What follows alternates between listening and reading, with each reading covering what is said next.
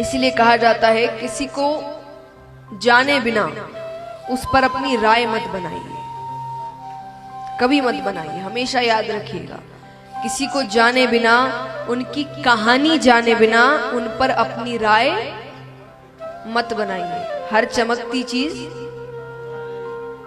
सोना नहीं होती। ये दोनों तरफा है। चलो, हर चमकती चीज सोना का मतलब हुआ कि किसी पर जल्दी से भरोसा नहीं करना, लेकिन दूसरी तरफ यही है कि आप दूर से किसी चीज को देखकर या एक दो हरकत से आप किसी पर अपनी राय ना बना ले कि ये ऐसा है वैसा है। एक बहुत अच्छी कहानी मैं आपको सुनाती हूँ। एक बार एक माता पिता अपने पुत्र के साथ ट्रेन से जा रहे थे, तो सामने वाली सीट पर एक पति पत्नी बैठे थे और बेटा यानी अच्छा बड़ा है, 19-20 साल का लड़का है। तो हर थोड़ी देर में वो बार बार कह रहा है कि देखो कितना सुंदर पेड़ गया। फिर कभी वो कुछ आए तो देखो ये कितना सुंदर बादल है। हर थोड़ी देर में वो छोटी ऐसी ऐसी चीजें को बता रहा है जो सब हम रोजाना देखते हैं, जो रोज देखते हैं हम। तो जो सामने वो जोड़ा बैठा था, पति पत्नी, उनको बड़ा अटपटा लग रहा है कि क्या इतना बड़ा लड़का और कैसे हर के जैसे कोई छोटा सा बच्चा पहली बार पेड़ देख रहा है, पहली बार बादल देख। बच्चे जैसे बादलों को देखकर खुश होते हैं, एक बार, दो बार, 3 बार। अंत में जोड़े ने कहा उस पिता से कि आप अपने बेटे को अच्छे डॉक्टर को क्यों नहीं दिखाते।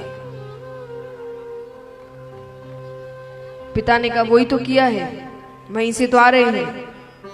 बोले मतलब? बोले मेरा बेटा बचपन से अंधा था, आज ही उसको आंखें मिली है, इसलिए उसको हर एक चीज इतनी अच्छी लग रही है, क्योंकि वो पहली बार देख रहा है इस दुनिया को, इन रंगों को। अब मान लीजिए उस जोड़े ने प्रश्न कर लिया तो उनको पता चल गया, नहीं पता चलता तो घर जाकर क्या कह रहे होते? क्या पागल बेटा था, कह रहे होते कि नहीं? तो किसी को जाने बिना, उनकी कहानी जाने बिना उन पर अपनी राय मत बनाइए। उनकी क्या कहानी है आपको क्या पता? तो महाराज भरत जी को यहां पर सब पागल कह रहे हैं कि पागलों वाली हरकतें कर रहा है। राजा ने कहा ठीक है, 1-2 बार और देखते हैं, नहीं माना तो मैं बात करता हूं। फिर थोड़ी दूर चलते हैं, फिर चोट लग रही है। अब राजा ने पालकी उतारी, तलवार निकाला। राजा कहते क्या पागलों की तरह चल रहे हो, मैं तुम्हें मृत्यु दंड दे सकता हूं। भरत जी कहते अभी भी अगर मैंने इनको कुछ नहीं समझाया ना तो आगे जाकर लोग उंगली मुझ पर ही उठाएंगे कि भरत जी जैसे ज्ञानी ने जिसको अपने कंधे पर उठाया था वो भी नरक गया। हम संगत की बात करते हैं ना कि अच्छी संगत होगी तो अच्छा स्वभाव होता है ना। अब मान लीजिए अगर आप किसी अच्छी व्यक्ति के साथ रह रहे हैं फिर भी आप में गुण ना आए तो बाहर वाला क्या कहेगा, ये बातें फालतू है, कहेगा ना। तो मतलब क्या हुआ कि जो ज्ञानी पुरुष है उसके साथ रहकर भी अगर आप में ज्ञान नहीं आया तो मतलब उसमें ही कोई खराबी है। और खराबी का अर्थ ये नहीं कि उसमें ज्ञान नहीं है, लेकिन उसके अंदर उस ज्ञान को पहुंचाने की इतनी शक्ति।